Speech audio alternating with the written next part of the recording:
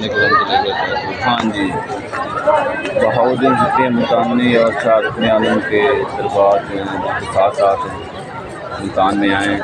शाम का वक्त है और बहुत दूर दूर से ज़ाहिरीन जो हैं यहाँ पे आए हुए हैं, आप देख रहे हैं।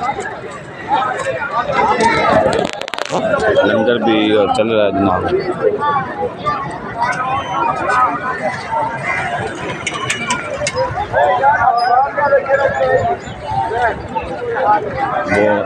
बहुत तादाद में लोग आज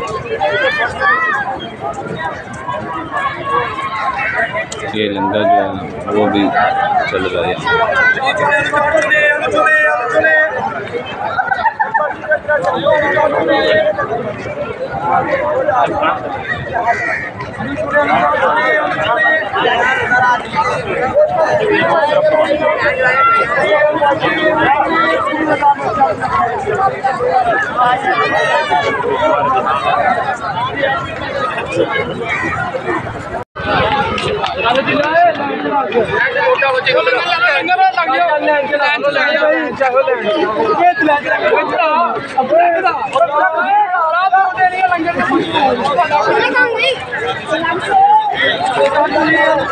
लंगर